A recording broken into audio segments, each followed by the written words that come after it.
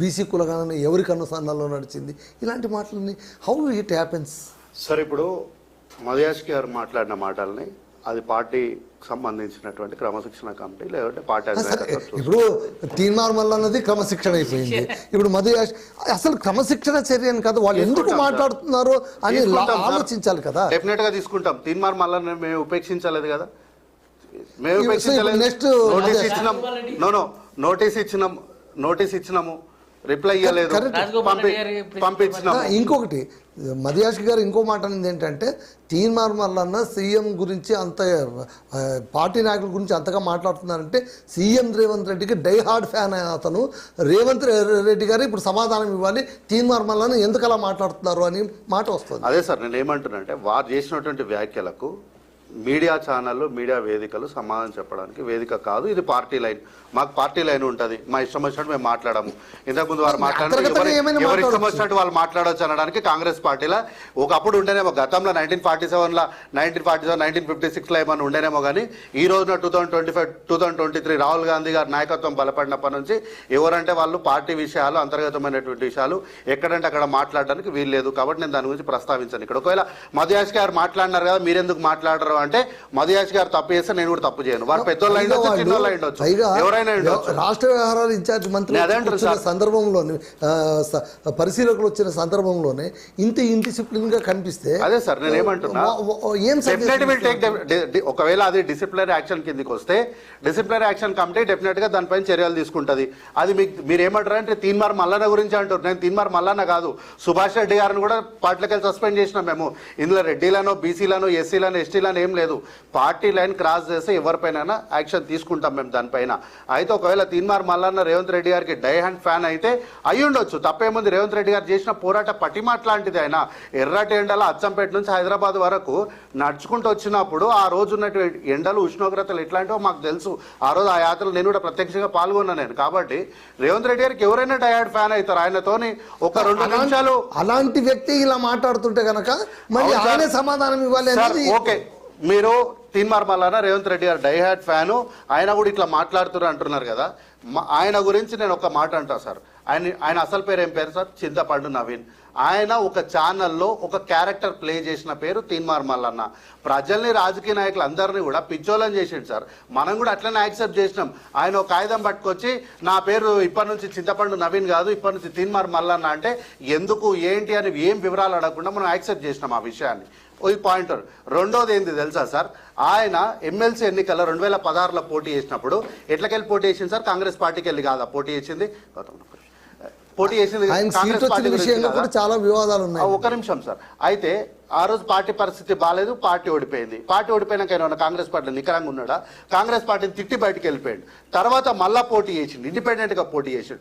ఇండిపెండెంట్గా పోటీ చేసినప్పుడు ఆ రోజు ఏ రోజైనా సరే నా ఎస్సీలు, నా బీసీలు, నా ఎస్టీలు, నా బీసీ కులగరణ, నా బీసీల జనాభా ప్రాతిపదికన ఎప్పుడన్నా మాట్లాడిండా?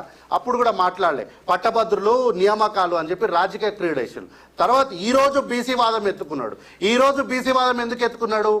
ఆయనకు ఈరోజు కాకపోయినా down the 10 to 15 years of time line ఏదో ఒక పార్టీ, బీజేపీయో, బీఎస్పీయో, ఇంకో పార్టీయో, పవన్ కళ్యాణ్ పార్టీయో, టీడీపీ పార్టీ ఎవరో ఒకరు నన్ను ముఖ్యమంత్రి అభ్యర్థిగా ప్రకటించకపోతారా అని ఆయన వ్యక్తిగతమైనటువంటి స్వలాభం కోసం, ఆయన వ్యక్తిగతమైనటువంటి రాజకీయ జీవిత భవిష్యత్తు ఉనికి కోసము ఆయన లైన్ మార్చుకుంటే దాన్ని కాంగ్రెస్ పార్టీ ఏం చేస్తుంది?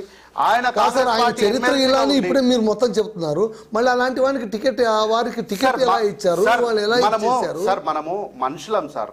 ఎవరిని కూడా ఎప్పుడైనా సరే వీళ్ళు మారడానికి మనం ఒక అవకాశం ఇవ్వాలి అని మనం అనుకుంటాం. అంటే ఇలా ఇస్తూనే పోతూ ఉంటుంది మీ పార్టీ. సార్ కాంగ్రెస్ పార్టీ అంటేనే రాజకీయ నాయకులు తయారు చేసే కర్మాగారం సార్. ఒకవేళ కాంగ్రెస్ పార్టీ ఇంతమంది నాయకుల్ని తయారు చేయకపోతే దేశంలో ఇన్ని ప్రాంతీయ పార్టీలు లేవు. ఈ రోజు కల్వకుంట్ల చంద్రశేఖర్ రావు గారే రాజకీయాల్లో ఉంటారు. నేను ఒక విషయం చెప్తాను సార్.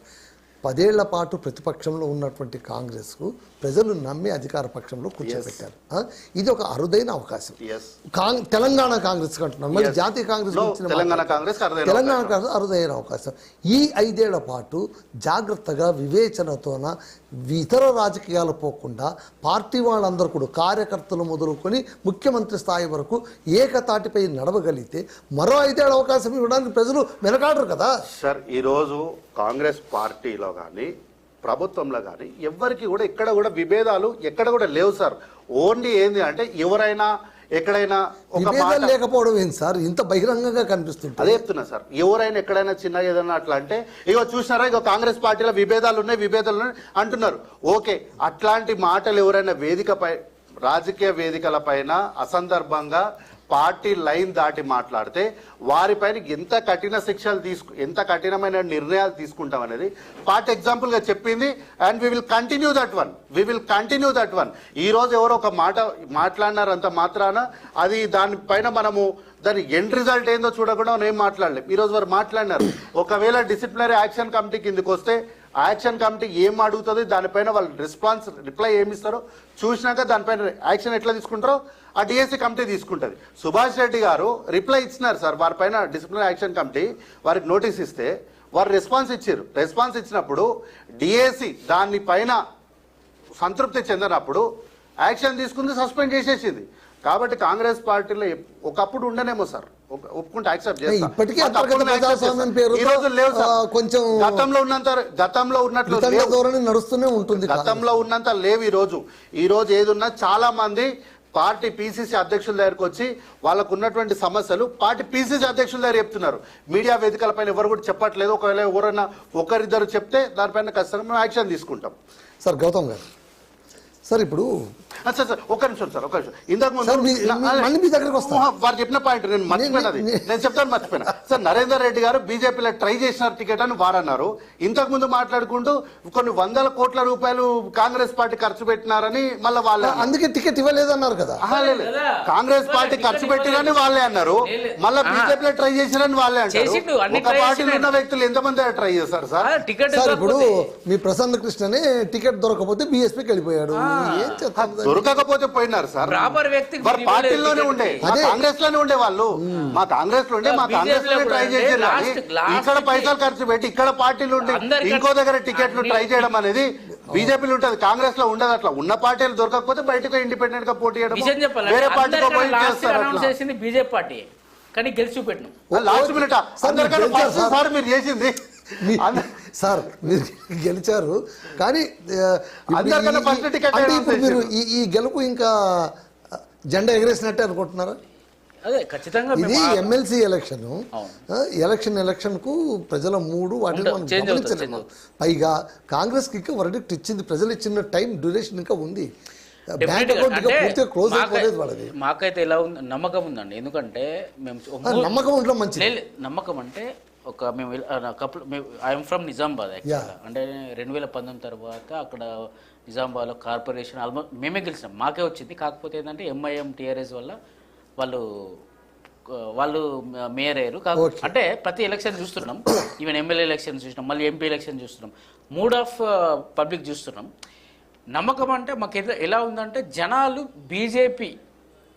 ప్రజలు బీజేపీ రావాలని కోరుకుంటున్నారు సార్. ఇప్పటికి కూడా ఎలక్షన్ పెడితే అంటే మనకు అంటే ఉండొచ్చు, ఎవరి కాన్ఫిడెన్స్ వాళ్ళకు ఉంటుంది. బట్ నేను జెన్యున్గా చెప్తున్నా సార్, చాలా మంది ఇప్పుడు బీజేపీ రావాలి. Okay okay